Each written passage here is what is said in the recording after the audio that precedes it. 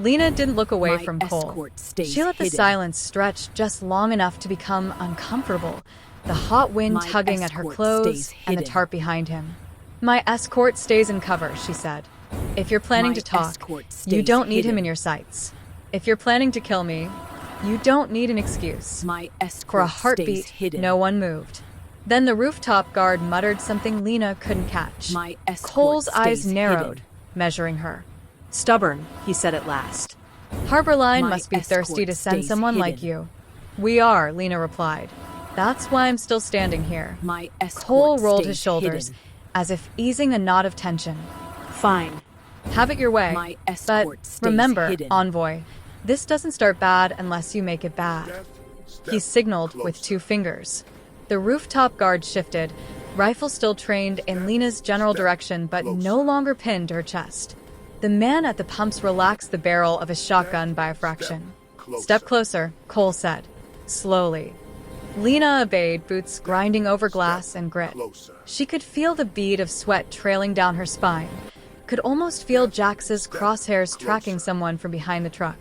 He would be watching every angle, every movement. She took some comfort in that. When she stopped a few paces from Cole, they were close enough to see the fine lines at the corners of each other's eyes, the old sunburn peeled and replaced again and again. Envoy from Harborline, Cole said, like he was testing how the words tasted. You came to bargain over my tanker. Our tanker, Lena corrected softly. If this doesn't end with both settlements getting something they can live with, it'll end with both of us bleeding. Cole's mouth twitched. You talk like an old-world diplomat. Those people negotiated treaties while someone else handled the violence. Those people are dead, Lena said. All that's left are the ones willing to do both. For a moment, there was something that almost resembled respect in Cole's eyes. It vanished quickly. You said filters, he said. Desalinizers. Shore access. His gaze flicked over her shoulder. Calculating, not distracted. That tanker is a lot of leverage to put on the table. Leverage cuts both ways, Lena said. You hold that water alone, the other factions will come for you. Harborline isn't the only one watching your routes. The Dusters? Cole asked. The Choir? Both, Lena said. The Dusters have hit 3 tide convoys in the past month. The Choir's been sending pilgrims inland, preaching that tide water's a sin that must be cleansed. They're hunting your wells and your boats. Cole's jaw clenched. She knew she'd struck something tender. You talk like you've been following our problems very closely, he said. Because I have, Lena replied. Harborline can't afford to be surprised. Neither can you. Behind Cole, the man at the pumps shifted his weight. Captain, he said under his breath, we can take what Harborline has when we're ready. Don't need to share. Cole didn't turn, but a sharpness entered his voice. We also don't need your commentary while I'm making sure you keep drinking, Bren. Lena filed the name away. You keep your shooter hidden, Cole said to her, and you walk into my yard with threats and rumors. Warnings, she corrected. If I wanted to threaten you, I'd have brought more than 1 rifle. Or you're the bait, Bren muttered. Lena ignored him. We can trade, she said. Half the tanker, equipment service, non-aggression along the North Ridge. Or we can both spend the next season fighting over puddles while the Dusters strip your roads and the Choir poisons your wells. Cole studied her. The wind snapped the tarp overhead, like some ragged blue banner. You said you walked 3 days to get here, he said. 3.5, Lena replied. You made that trip through Duster territory. Yes. And they let you live. They didn't see me, Lena said. I didn't give them a reason to. Cole's gaze sharpened. You're either very good, he said, or very lucky. Both would be ideal. He exhaled through his nose. Here's the problem, Envoy. If I agree to give Harborline half that tanker, I look weak to my own people. They start asking why we're sharing instead of taking. You tell them the truth, Lena said, because dead men don't drink. Bren snorted. Sounds like a Harborline slogan. Sounds like someone who wants to live, Lena shot back. Cole raised a hand, enough to quiet Bren without taking his eyes off her. You want half, he said. What are you willing to put at stake if this deal goes sour?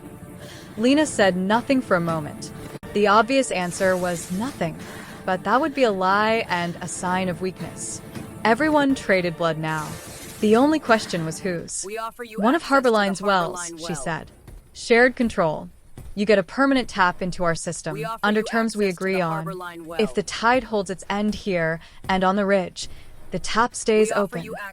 Cole blinked. For the first time, she saw real surprise crack through his composure. You'd invite the tide inside your walls? He asked. I'd invite an agreement, Lena said. We need your tanker. You need stable supply. We give each other something to lose if we break faith. Bren cursed softly. On the rooftop, gravel scraped under a shifting boot. That's not a simple promise, Cole said. That's tying our throats together. Exactly, Lena said. Harder to cut. Another long silence stretched between them. The sun beat down. A fly buzzed near Lena's ear. She forced herself not to flinch. Cole nodded, almost to himself, like he'd come to some internal threshold. We're not agreeing to anything today, he said, but we'll hear you out inside. You, envoy, not your shooter. He stays out there. Lena's muscles tightened. You want me to walk into your stronghold alone. I want to know you trust your words more than his rifle, Cole said. You already told me he stays in cover. Let him stay there. You and I talk in my office. No weapons. Behind the truck, Jax would be cursing under his breath. She could practically hear it. If I go inside unarmed, Lena said slowly, you have every advantage. If I wanted you dead, Cole said, you'd already be on the ground. That's not how leverage works, Lena replied. He gave a small, humorless smile. You're stalling. She was, and they both knew it. The choice carved itself into two directions in her thoughts. Option A, agree to enter the gas station with Cole under his conditions. No weapons, no Jax, no visible backup. It could open the door to real negotiation, show confidence, and give her a chance to read the tide from the inside. It could also be a walk into a cage. Option B, refuse to go inside without Jax or her rifle, insisting on neutral ground outside. That would keep her safer in the short term, but might insult Cole, make him see Harborline as inflexible, and push them toward a fight over the tanker. A bead of sweat slipped down her temple. She met Cole's eyes. Envoy, he said softly. Can you walk without your leash? Or does Harborline need someone holding the other end? That got to her, intentionally. He was testing whether her strength was real or just the shadow of the man behind the truck. Lena set her jaw. I walk on my own, she said, but I choose where my feet go. She drew in a slow breath and made her decision. Here's where the audience decides what happens in part 3. Choice 1. Into the lion's den. Lena agrees to go inside the gas station with Cole, unarmed and without Jax, to negotiate face-to-face on tide ground. She hands over her rifle at the door. Jax stays hidden outside, waiting for a signal that might not come. The next part dives into tense, closed-door negotiations and what the tide really wants from Harborline. Choice 2. Draw the line outside.